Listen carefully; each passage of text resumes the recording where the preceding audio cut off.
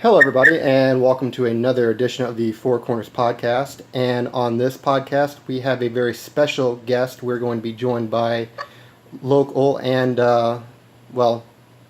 statewide professional wrestling superstar Charlie Kruel. But before we get into that, I would like to take this time to promote a fellow YouTuber, a channel that I do watch quite frequently, and that is Mr. Rogues on YouTube. He covers Marvel, DC, and comic book content, and probably one of the best YouTube channels you can go to in terms of comic and DC and Marvel content. So if you guys would take a moment to go give him a subscribe, that would be fantastic. But with that out of the way, ladies and gentlemen, I would like to introduce to the podcast Charlie Kruel. Hey, how are you guys? Well, we're doing pretty good here, Charlie. How's everything going for you? Going good. Did you call me the lovable Charlie Kruel? Is that what I heard?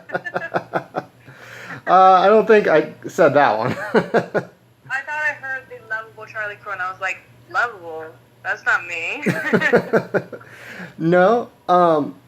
Well, first off here, Charlie, thank you for coming on the podcast and welcome. Yeah, thank you for having me. Oh, no problem.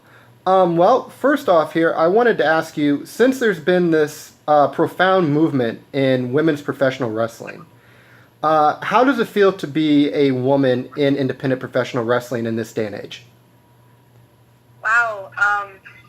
Well, with like WWE Evolution being so close, which is something like, sadly, I have to do a show that same day, so I'll have to miss it, but right when I get home, I mean, I have the network, so I'll put it on and watch, but just seeing women today, you know, not just myself, but women in WWE and Ring of Honor or Impact or whatever, it just means a lot to me for it to be in, like, the day and age with women wrestling.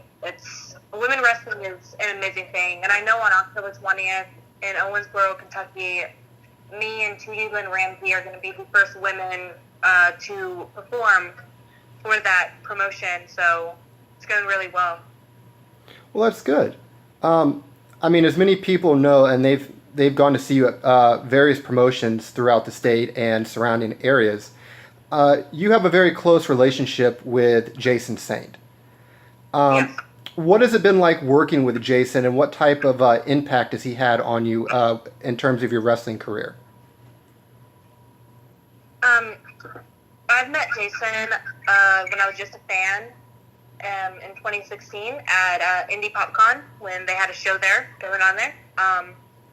And on the show was Kongo Kong and Tommy Dreamer and Brian Christopher, a lot of them with Robbie E and all that. And I met him, and then like not too long after, he started realizing that I wanted to be, a wrestler, and he started helping me grow more as a wrestler. I mean, we've been to many different promotions. He's introduced me to many people in the business. He really helped my roots here in wrestling so far. I mean, I'm not a year yet in the business until January, but he's helped me grow so much as a performer, himself, along with my trainers, Rudy Switchblade, Two Tough Tony, and Aaron Lamada, have all, like, really helped me grow more as a performer. I know there's a lot of other places that I'm going to want to have, it's going to want to have me and Jason team up there and see something, and I think we work very well together. I know we have something going on in WTF Wrestling in Carmel, Indiana. We have other things going on. But yeah, he's just helped me grow a lot. I mean, he gave me the name of Charlie Kruel and really helped start off my career and helped get me out there, so I appreciate him a lot. Yeah, I've only had the privilege of meeting Jason one time, and that was at the WTF show. And actually, that was the first time that I got a chance to watch you.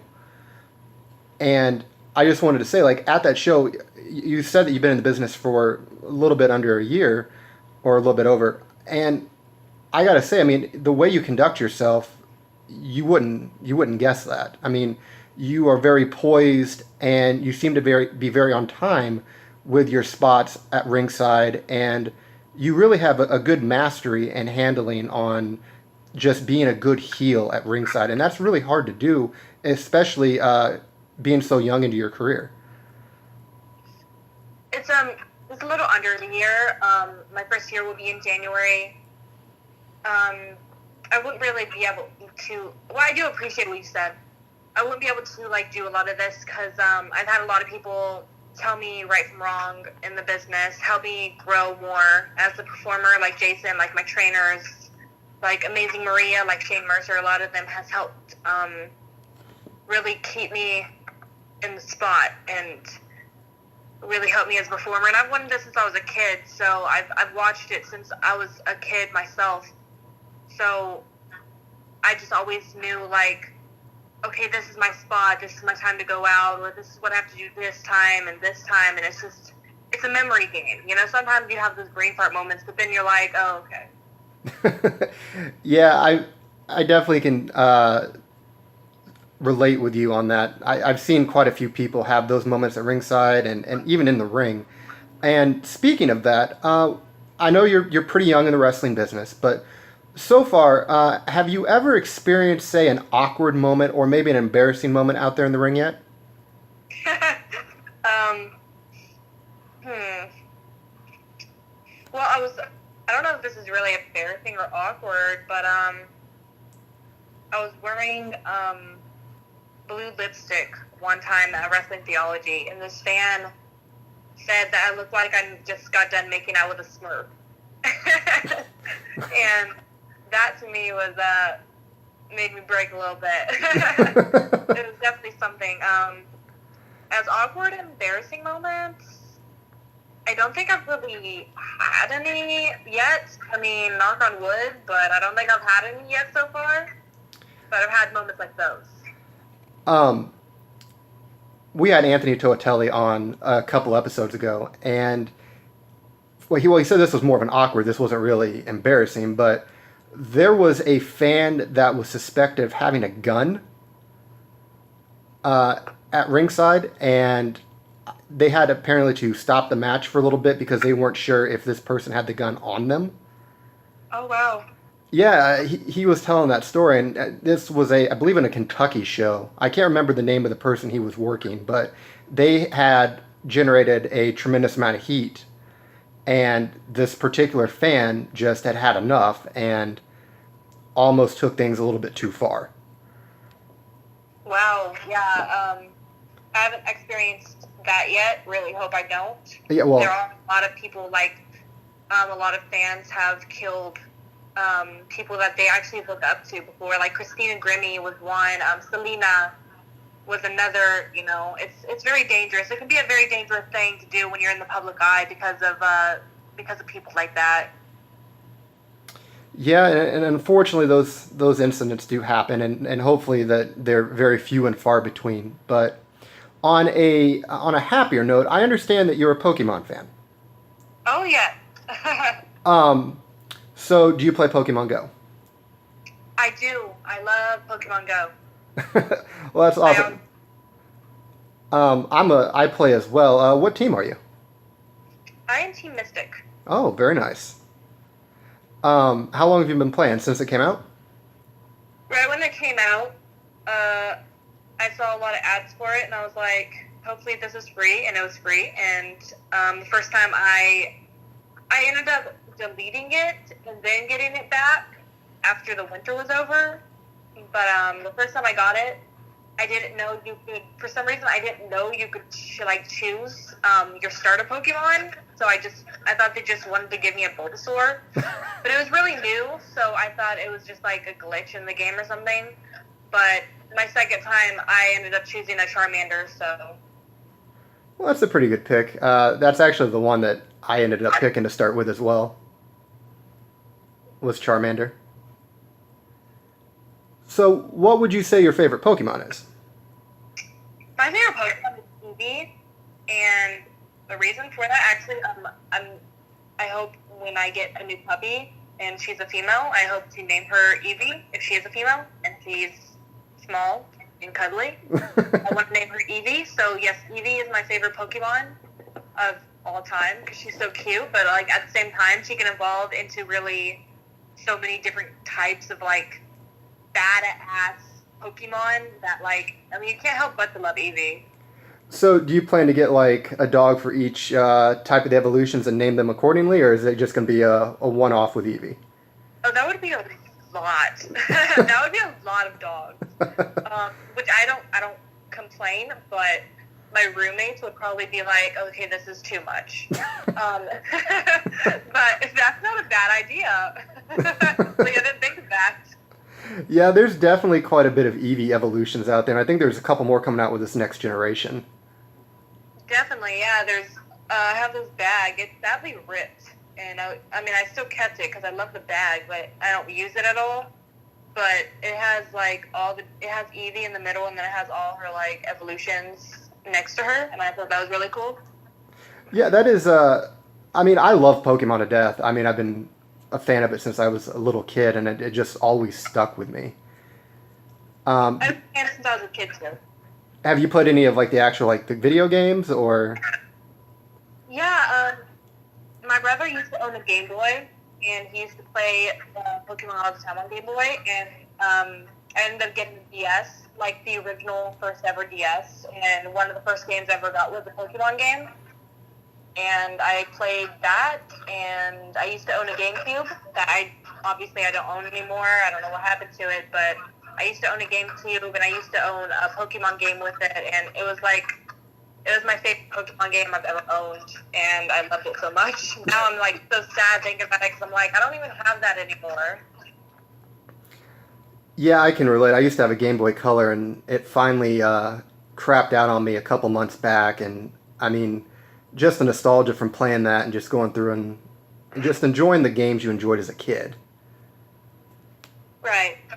Yeah, I always thought that was it was nice to always pick those games up, the older ones, and play them. But on back on the wrestling topic here, do you have a specific maybe role model you grew up idolizing on your way to becoming a professional wrestler? I had a few, but if I had to choose like somebody who really caught my attention in wanting to be a professional wrestler would be AJ Lee. AJ Lee just inspired me a lot. I loved her character, and I loved the way she presented herself. Another one would be Jeff Hardy. Actually, last night was the first time I ever seen him live. I was like, this. I mean, I had a little fangirl in me, like, oh my god, it's Jeff Hardy. Like, it was my first time ever seeing him live, and I was so starstruck by it. But yeah, I think AJ Lee and Jeff Hardy, along with Dean Ambrose, are like three major ones. But if I had to choose anybody, it would definitely be AJ Lee. She was the person that really caught my attention in being in this business, and somebody that I kind of like, my submission that I use now is kind of like a dedication to her in some way. And some of the stuff I do in wrestling, it's some of the things I've seen her do before, like the splash neck breaker is something that she used to do, and I put that in the moves that I do for her. Well, that's a fantastic way to pay homage to one of your idols. So in this business, I've heard, and again, this isn't something I necessarily take stock in, but I have heard that it is easier to, I guess, catch the big break being a woman in professional wrestling as opposed to a male, since the pool for good, talented women is so small compared to the men's pool. Again, in today's day and age, I don't really believe in that, but I was curious as to your thoughts on that. It's actually the first time I've ever been asked that. My thing on that is, do I think it's easier to be a woman in this business? No. Women have to deal with a lot of sexist remarks and a lot of fans that send you pictures of the junk, and fans trying to rope you while you're like ringside, where you're walking next to the ring or walking next to them or trying to take a picture. It's not easy being a woman in the business. Not easy even being a man in the business. It's just not easy business to really be in. When it comes to like choosing women, I mean, to be in something like the WWE. We have the Mae Young Classic now, where they search for women competitors from all over the world, and do I think it's easier? I mean, it could be a possibility because there are not as much women in wrestling as there is in for guys. But at the same time, it's still hard to make it to where you want to be in this business. I've set goals, and I still strive for what I want to do, but I don't think it's going to take like by the next year for me to get to where I want to go. Right. I mean, in this business, sometimes it takes a very long time. It could take years or decades to reach maybe that platform that you're ultimately looking to get to. Right. It's taken women, years in the business, just like it's taken the men just to get to a point that they want to go. Yeah, and here along the way, have you had maybe a favorite match that stood out to you? Like maybe one that you feel will always be like if you had to make a top 5, like this would be in Charlie Kruel's top 5 favorites. You talking about like my top 5 favorite matches, or like that I've had, or like matches that I've seen like happen before? Matches that you've been in. That I've been in? Yes. Okay. I don't know about putting them in order, but I do have my favorite opponents. I've had. I know the recent match I had with Thunder Kitty was one. It was at a breast cancer benefit show in Shelbyville, Indiana. I thought that was pretty good. I had a good match with Rachel Bostick and Eddie Merge. That's another. I had a good fatal 4-way with Bryce Avery, who's very, very new in the business. Super Oprah and Shauna Reed. I had one with Ronnie Nicole that I thought was really good. And Randy West was another match that I would say that I really enjoyed having with her. It was at Grindhouse Pro Wrestling, where I train at, and I have I wrestle there every Sunday. It would be with Randy West as well. So those are my 5 favorites, I would say. Well, a lot of those are some very talented individuals, and I've seen quite a few of their work over the years. Rachel Bostick is probably one of the most underrated talents out there. I agree. I mean, it's truly a joy to watch her in the ring, and she's a tremendous person outside of the ring as well. She is, yeah. I think I had my match with her June 2nd, I'm gonna guess, and it was at Emerge Wrestling in Columbus, Indiana, and she made me feel very safe and very she didn't make me feel nervous at all just to wrestle her. She made me feel like just going out there and giving it my all, and we ended up having a pretty decent, good match, and I really enjoyed it, and they ended up wanting me back, so it was all good. Well, it's definitely always nice to get invited back after putting out a good show. While I was watching some older footage, well, maybe that's probably a couple months ago, so not too terribly old. I did see that you had a segment with the legendary Scott Hall. I did, yes. So, what's it like getting to finally meet some of those guys that were just so instrumental and just so larger than life in what was considered probably the greatest era in professional wrestling during the Monday Night War era? Like, does it ever just hit you that, wow, this is real life? I'm actually sharing a ring with somebody of this caliber? It didn't hit me until his music hit and he started walking down to the ring, and then it hit me, and then I was like, oh crap. And I looked at Jason and I was like, wow, this is happening. Not only that, but I also got a really good DDT by Rebel. I thought it was a really good DDT, so I took a really good DDT from Rebel. Jason took a good spear from Rebel. And I was very starstruck inside. I had to keep my closure and everything because I'm like, this is Scott Hall, this is so cool. And I ended up getting really good advice from him not too long after, because someone like myself, I love just getting advice as much as I can from people that's been in the business for years and knows a thing or two about the business. I love getting advice and just soaking it all in. So he was definitely one on my bucket list to get advice from, and I'm glad I did. Well, that's probably one of the most knowledgeable individuals that you could get advice from. Scott Hall is such a tremendous mind and has a real knack for the business and the psychology and the art of putting a good match together. He does. He gave me good advice of being a character and giving me advice on character work. Because he had a really good character. I mean, as Razor Ramon is just as Scott Hall. You know, he always had that like character that always stood out the most. So. I do know that you are still young in the wrestling business, but if you had a lady or a girl that came up to you and said, "Hey, I want to get into professional wrestling," or maybe a guy that was new to the business and he was looking for advice, what advice would you give to people just getting into professional wrestling? Actually, I've had people come up and tell me that they want to be a wrestler and how to get in. Or what training school, and I always tell them my training school because I got to promote my school. I always tell them about Grindhouse and all of that, and I tell them to go there because we all take care of each other like family, and it's where I really started my career. I was at Grindhouse, and but usually I would tell them I'll give you some advice, but the best person to get advice from is someone that has been in the business for years. So I would usually point out, that person's been in the business for years, get advice from them, or that person, or that person.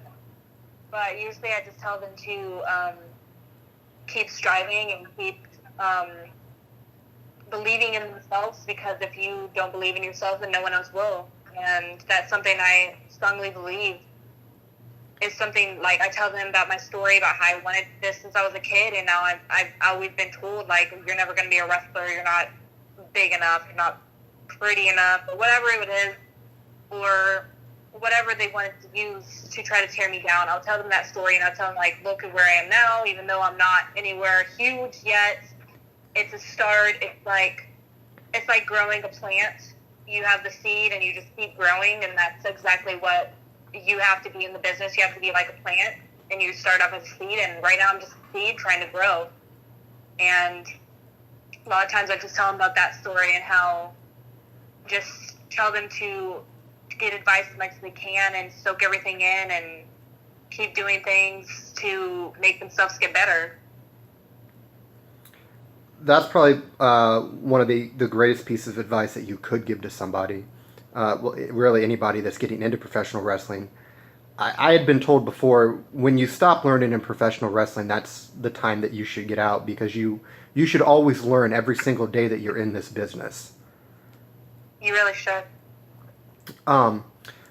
So we'll do a little bit of a little fantasy booking here. So let's say we had a time machine, and you could go back, past, present, or maybe future if you think this person will be a big star later down in his or her career. If you could pick one wrestler to have a dream match with, who would it be?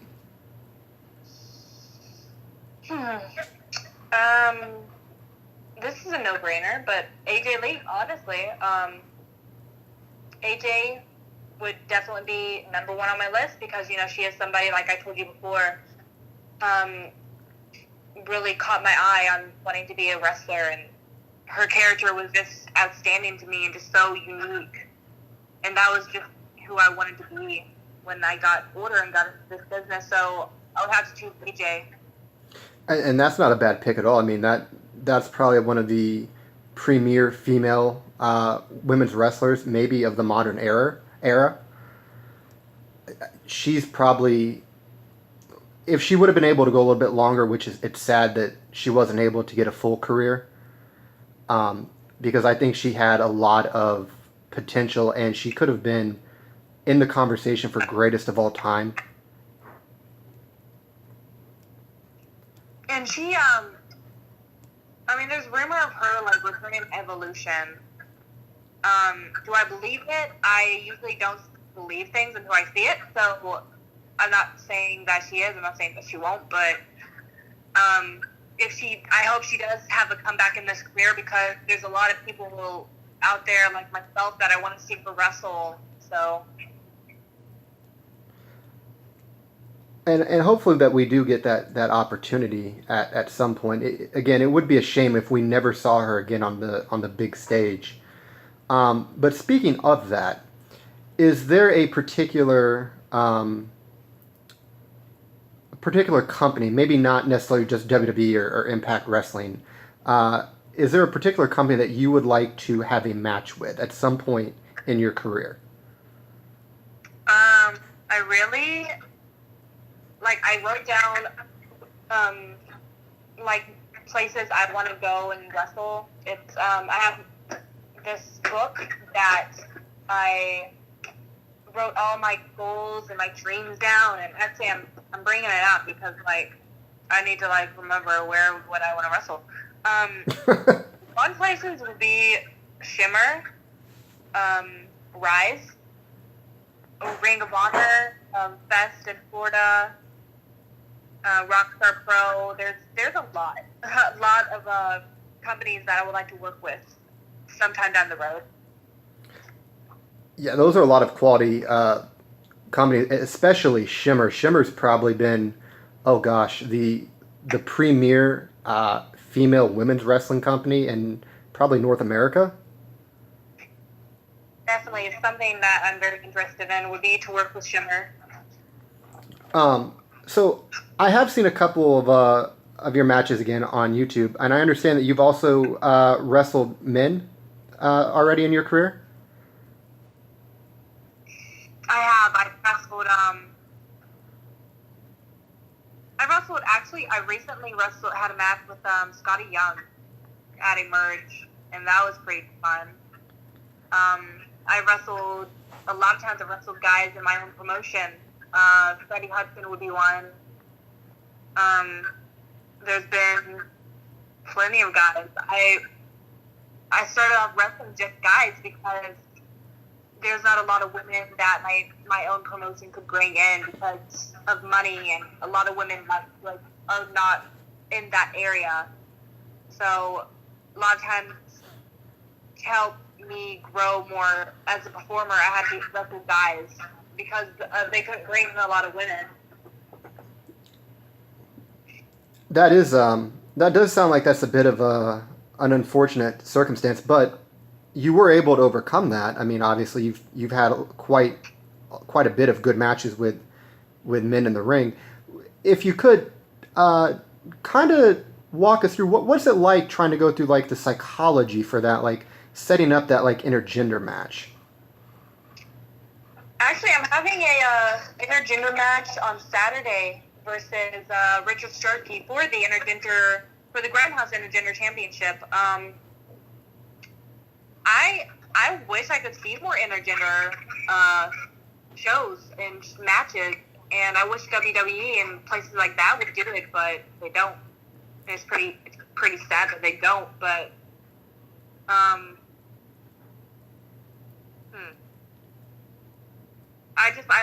am a huge fan of when it comes to intergender wrestling. So I wish I could see more intergender matches.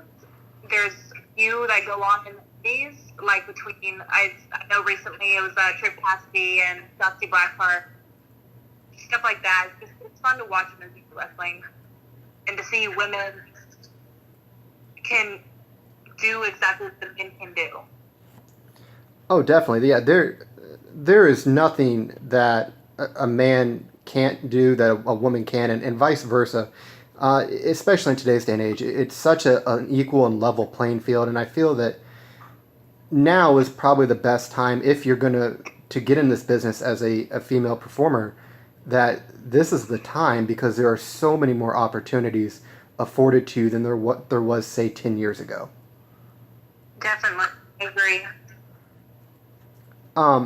So over the course of your young career, which do you like, or which do you prefer working? Do you like working heel better than face, or do you like doing face better than heel?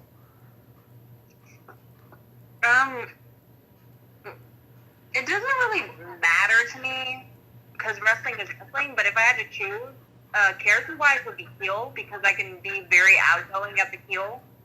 And as a heel, I get to release my emotions and be more aggressive. So if I had to choose face or heel, I would say heel, definitely. And there's a weird thing about me that I like to be hated, so. I wouldn't necessarily say that's weird. I think Jeremy Hadley has made a very good career off of being hated. Yeah, he has. And that he's probably one of the absolute best that's ever stepped into an independent wrestling ring. He definitely knows how to definitely heel it up. I mean, I obviously, like, me and Jason both manage him at Wrestling Theology, and we're always doing his heel work, so he's definitely a very interesting heel to watch. He also really likes Cinnabon. Little bonus fact there about Jeremy Hadley. Me too. So speaking of Wrestling Theology Fellowship, we had Nikki Campbell on a couple episodes ago. And she was saying something about the Jezebel twins. Did she? Yes, she had made mention of that. Yep. It's funny because at Emerge, when I turned on Del Patrick's, a lot of fans really turned on me instantly. And Nikki was with myself, with Jason and Jeremy, and this one girl that kept calling us trash, and they were calling us Jezebel twins, and it was a fun night. So yeah, I mean, I guess technically we are the Jezebel twins now. I mean, that was probably one of the funniest things I had heard. When she said that, I was like, wow, that was really not really a term you hear too often, but I mean, have you had a match at all, like, with Nikki, or? Nikki right now is just a ring announcer. I don't think she's training to be a wrestler yet. I don't know if that's in her bucket list or to-do list to be a wrestling or train to wrestle. So no, I haven't. But she's a very good ring announcer, and I appreciate her doing what she does. And she's very kind for me. She's probably one of the very best ring announcers that I've ever heard, and I've heard quite a few over the years. Yeah, she's one of my closest friends, I guess I should say, in this business that I have. So we'll fast forward here again. When it's all said and done, and you finally decide that it's time to hang it up, which I hope is several years or decades down the road from now, what is something that you would like the fans and maybe the other workers in the business to remember and think of when they reflect back on your career? How, honestly, number one would be how passionate I was, and am. I'm very passionate about this business, about wrestling, and about the wrestlers that enter the ring. Definitely about how passionate, how much I cared for this business. Another thing would be how much I put all my strive and all of my focus on being a character in the ring and really giving it my all every time I entered, like, I went through those ropes, and entered and walked down the ramp and stuff. Just how much I really just gave it my all would probably be the number one, just how much I cared and how much I wanted this business and all that. And again, that's definitely one of the greatest things that you could be remembered for, especially giving back and just always going out there and entertaining the fans. But before we go and before we wrap this up, I wanted to give you this opportunity to promote maybe any merchandise, social media, upcoming appearances that you might be having. I definitely want to, I wanted to do this, promote my training school that I train at, and I perform every Sunday at Grindhouse Pro Wrestling. There's a lot of performers there that are going to be big in the future. And if you haven't checked out Grindhouse Pro Wrestling yet, do so immediately.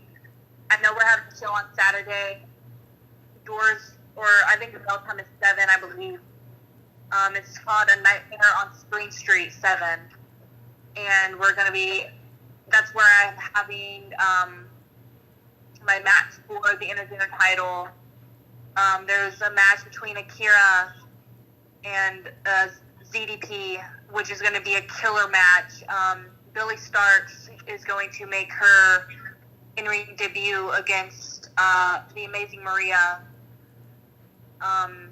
There's other matches. There's going to be a ladder match. It's going to be all fun. So it's definitely a show I would be checking out if I were you. If I was just a fan, that's definitely a show that I would love to be checking out.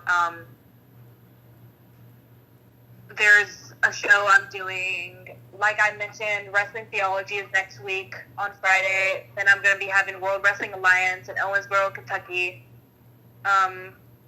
where me and Tootie are having our, not only our first match together, but also the first women to have a match for that company, which has been around for a while.